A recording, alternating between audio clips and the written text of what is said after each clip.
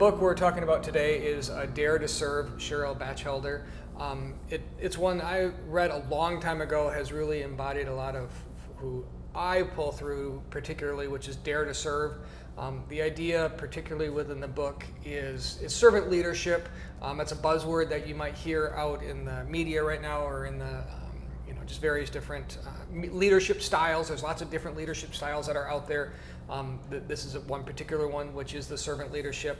But the whole concept of servant leadership oftentimes goes very misconceived, if you will, which oftentimes people feel is weak, or you got to have your classic type A personality, which is yell, scream, and otherwise. And I don't think that's necessarily the most successful. It works for some, but not for others. More specifically, the dare to serve is the idea that's recognizing as teams and otherwise that the best way to lead is to allow others to lead with you, and you kind of help them along and you experience that. So, so we were trying to think of who really embodied that, understanding that not everyone's even read the book or working through it, and so it's not necessarily saying that you use this book to follow your leadership style, but just trying to think through and who we respect. And so with that, I'll introduce Jason. Jason, maybe tell a little bit about yourself, who you are, what you do, and otherwise. Sure. So, I'm Jason VanBrocklin. I'm president of Nealis Engineering here in Traverse City. We design plumbing, mechanical, and electrical systems for buildings, anything from small additions all the way up to big complex buildings. I've been 100% owner since 2017, and started purchasing the company from the founder, Gary Nealis, in 2005. I've got a wonderful wife at home who supports me tremendously, and several girls as well at home. I'm a man among many women at home. Brave, no. Well, and I'm John Sluice, president here of Entrust CPA and In Solutions. If you were to ever get any two, if you will, like-minded professions of accounting and engineering, that's about as close as you're going to get. And so neither of us love being in front of the camera, so please bear with us as we work through this. And specifically, if you look through some of the questions, we gave some of these questions ahead of time for this, but were there any that particularly, you said, yep, this is exactly what I felt or did? Well, you mentioned a little bit earlier about how you empower your employees to kind of go after projects, and my wife and I were talking, and we kind of associated that to kind of like a circus. And in some ways, our businesses can be like a circus in a good way, and where you and I might be the ringmaster, and each of the other performers are excellent at the trapeze or the lion taming or clowns. We even have those. And we introduce and we empower them, and then we step out of the way and let them do what they're good at and allow them to shine in the spotlight with their talents. I really like that analogy. For one, I get to say that we're a circus. But two, the idea with again, getting back to the dare to serve and the leadership, with servant leadership, it's not necessarily about being weak or not being out front. And like you mentioned, with a ringleader, ringmaster, they're there. They start the show. They're very vocal. They're out front. They're leading it. They're pushing us through, and then they step aside. And so she spent some time actually talking about the idea that as a leader, it has negative repercussions if you don't provide that vision, you don't provide that overview and that insight. Can you maybe talk a little bit about a difficult leader and how that pulled together? As far as a positive or boss that I remember that made an impact in my life, I think they were some of the most humble people and giving people. They weren't afraid to get in and get their hands dirty and do the dirty work. They were there early. They stayed late. They listened and taught and communicated, and I think communication is huge, regardless of whether you're a good or a bad boss. Communication just needs to be had by employees. And they praised and acknowledged victories within the person, within the company, and their passion was evident and courageous. On the flip side, the difficult leaders had kind of opposite tendencies of those characteristics, and they were in it for themselves. They were in a power trip. They were looking out for number one, and they weren't necessarily a team player or didn't have your back in certain situations, and so that made working for them or with them more difficult. And I like to think of a positive leader being kind of a ringmaster in that aspect. Mm-hmm. Yeah, you would definitely be able to tell very quickly on a negative ringmaster at a circus, right? So if they were trying to be overarching, trying to take the control and everything, it'd be a pretty boring circus, that's for sure. So being able to understand that you have to be strong and powerful, but at the same time be willing to let others shine to get through. So that's a big part of what that servant leadership is. That's a great opportunity for me to mention, and I know I mentioned it during the first video, but I'm going to mention it here again, is oftentimes people assume leaders are only the CEOs, the presidents, or others that are in a, per se, perceived leadership position. Being a leader, especially a servant leader, can come in many, many forms. You can be on a committee at a church. You can be on a not-for-profit organization. You can be the leader that comes in behind. And the idea here is that you're leading other people. You could be a leader at school, in your classes, or otherwise. That when you're leading, it's not necessarily about being out front, rather almost behind in getting people to raise them up and elevate what they can do for the common goal. That could be you as a CEO or as a president, but it also could be the someone that's in the front desk or in the trenches of where it is. That's also part of what we're talking about here. Within that context, I think it's good to note that part of being a leader, though, again, whatever role you play in your organization or your family or otherwise, is knowing where you want to go, knowing that destination. And oftentimes, leaders that fail are leaders that don't necessarily project or share the vision. You can't have a vision that you use to squelch people or squash people, or that you have a perceived, this is where absolutely how it's going to get there, but you give them the vision. What is the effect on people if they don't have a vision as a leader? How does it limit or hamper the contributions? Yeah, I think they can certainly flounder and really have no sense of direction, or they might be reluctant to participate in helping you reach that goal or that end result. And part of being a leader is to get that vision out to them, that they can visualize, that they can buy in, that they can have some ownership with that goal as well, and then empowering them to produce that portion of the goal that they're best at.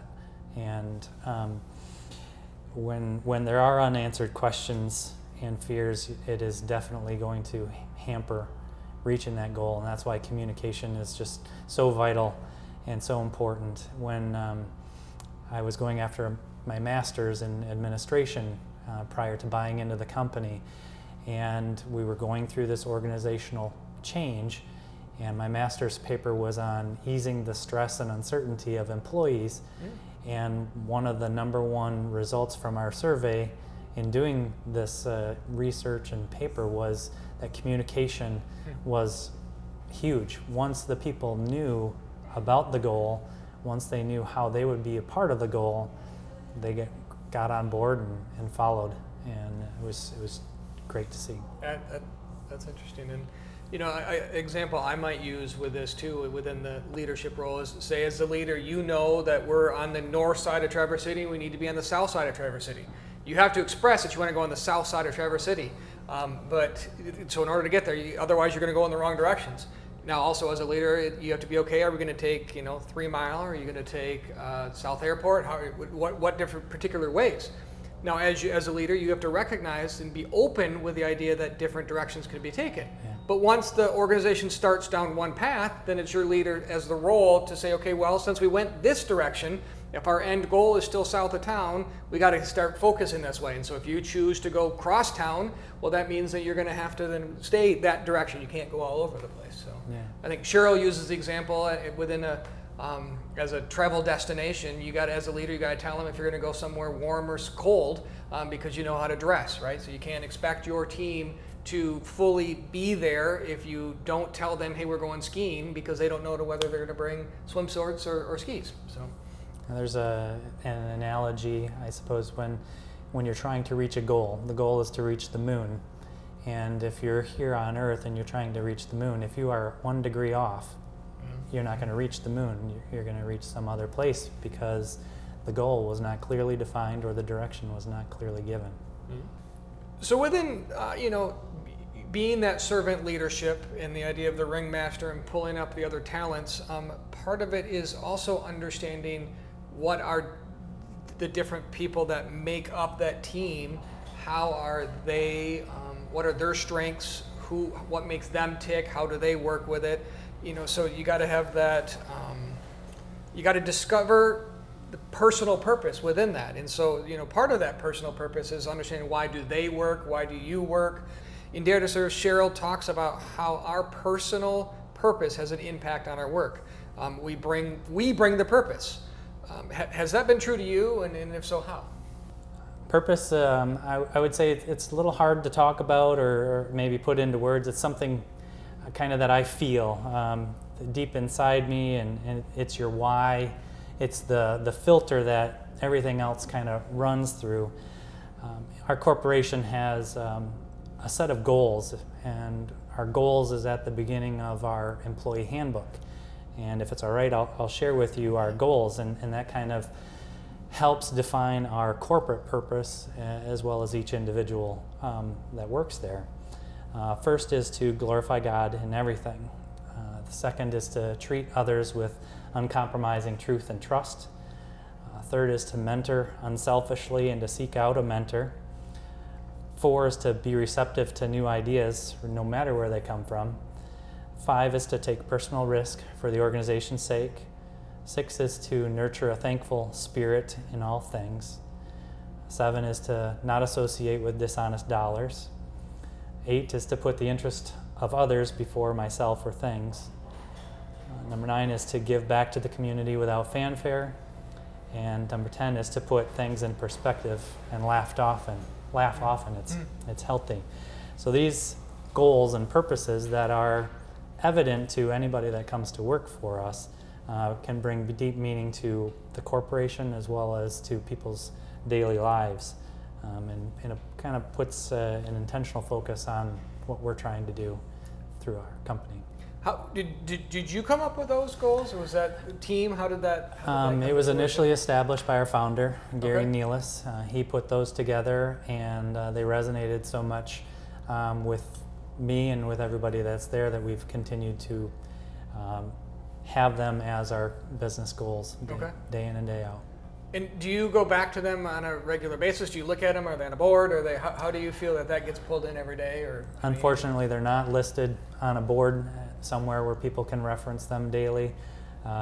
It's referenced periodically when we're hiring new people, when we're going through employee reviews, and as we review our employee manual periodically.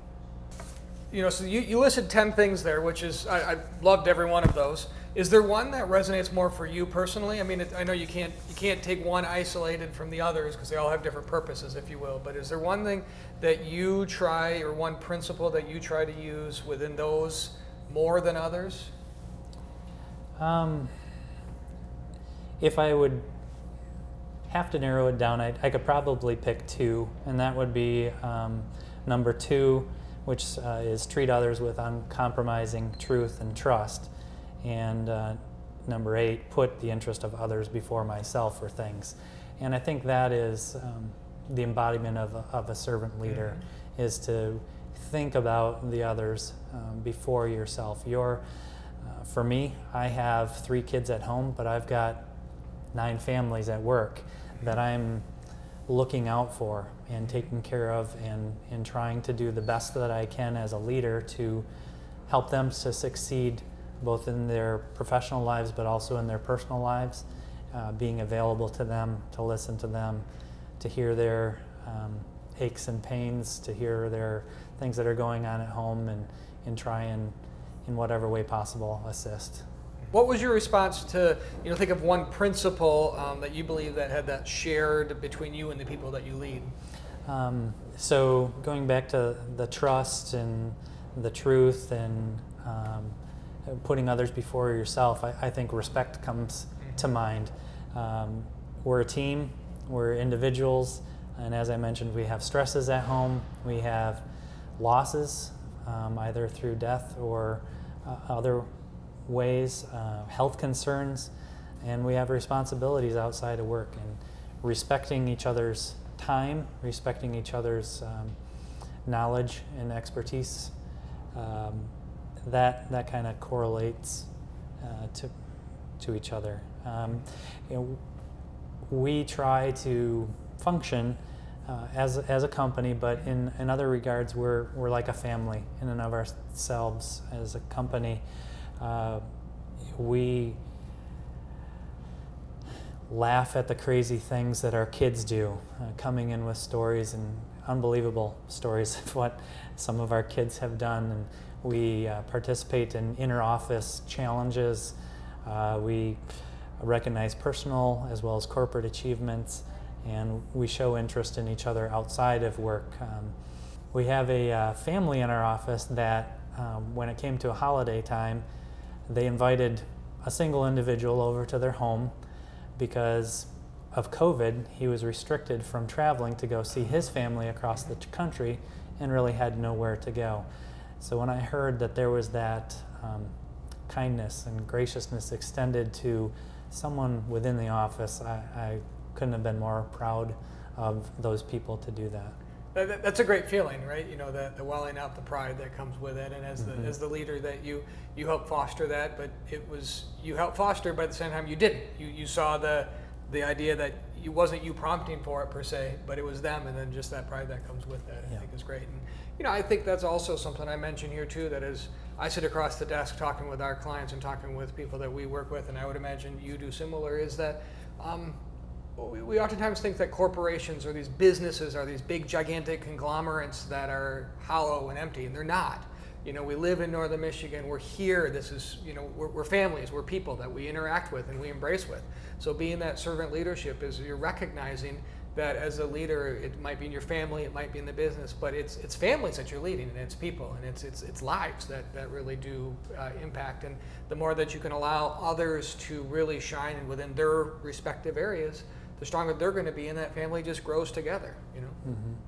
I think part of also being a leader is understanding that as a leader you're not perfect, and as a leader that there mistakes are made, and that I'll go back to my example of where we want to go south of town, and you realize, we're going to go one direction, and you recognize, there's construction on that street, and so you ebb and flow. So mistakes happen, things are out there that you realize that you got to work through and do that. And so kind of in that context, especially within the servant leadership that comes through, is there any times that you've had as a leader of your organization that you've regretted doing something that you've then later learned from, or that you look? I'm not asking you to delve into your deep dark secrets that you don't want to let go. There was this one time.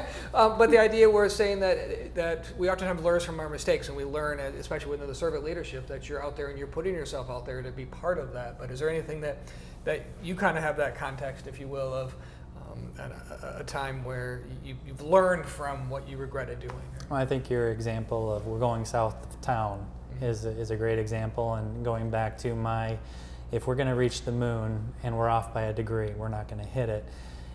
It's kind of an unmet expectation, and not having the specific details put in place or made known to the employees to meet the goal. And when they didn't meet my goal, because they didn't know about it, it was just communication, a breakdown in communication, and that caused the problem. And realizing that there are people where you can explain it and they understand it, whether you say it or not, and then there are people that won't understand it no matter how many details you give.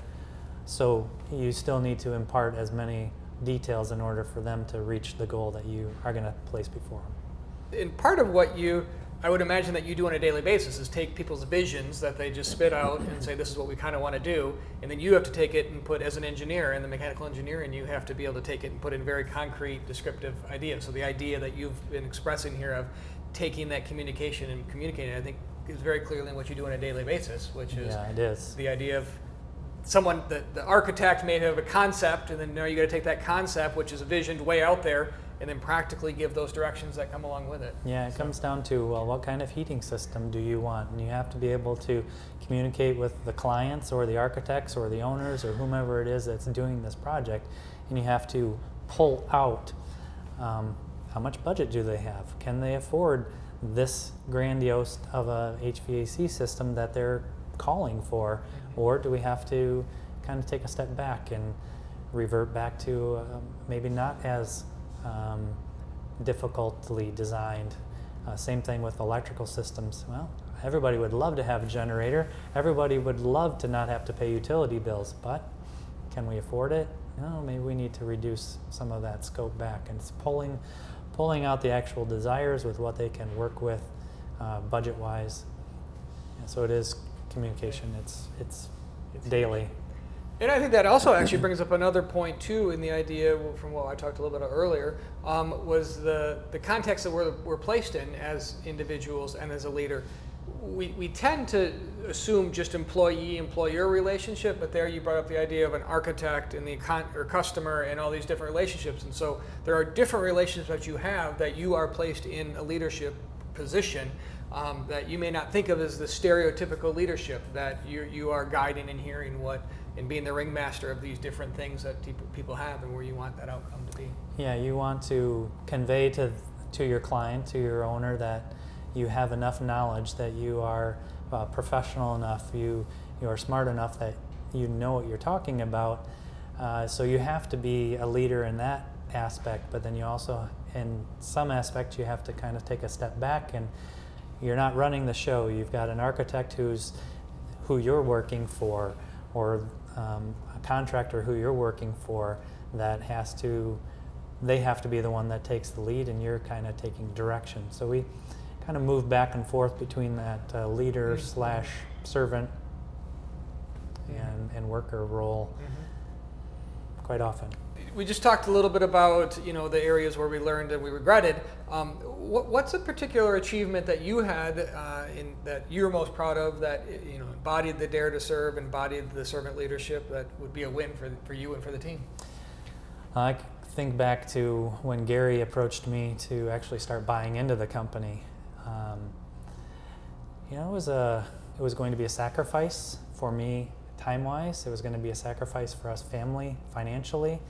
And there was going to be a lot of stress and risk involved in doing that. But thinking about the alternative of, well, what would be Gary's other response if nobody did buy into the company or buy the company from him? Could he sell it to another company? And so what happens with everybody's jobs? Are they guaranteed or are they not? Or if he sold to another engineering firm or whatever, there wouldn't be that guarantee for the team. And so took the risk, decided to go for it, and I think it was a win for me as well as a win for everybody in the company, because we're all still working and we're enjoying what we're doing.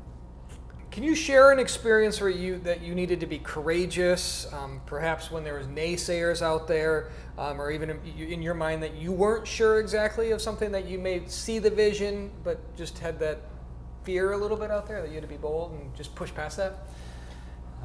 So I would say taking on the company is kind of an obvious answer to that question, but I'll go back a little bit further to my college years. I went to a rather large school in college, and I was surrounded by people who were much smarter than me. And I looked at their success and how they were doing in their classes, and I thought, wow, am I really going to make it? Am I really going to get my engineering degree? And I had to push through that and realize that yeah, I could. It may not be to my standards or my typical standards, but I'll make it. Truth is, from my education, I only use one formula in my occupation that I learned in college, right. So it was well worth the money. But there aren't very many colleges that teach exactly what we do. And so a lot of my learning of how we do what we do, I had to learn on the job. I had to get mentors. I had to spend lots of time studying outside. And so it was kind of a big hurdle to get past in order to get into what I do.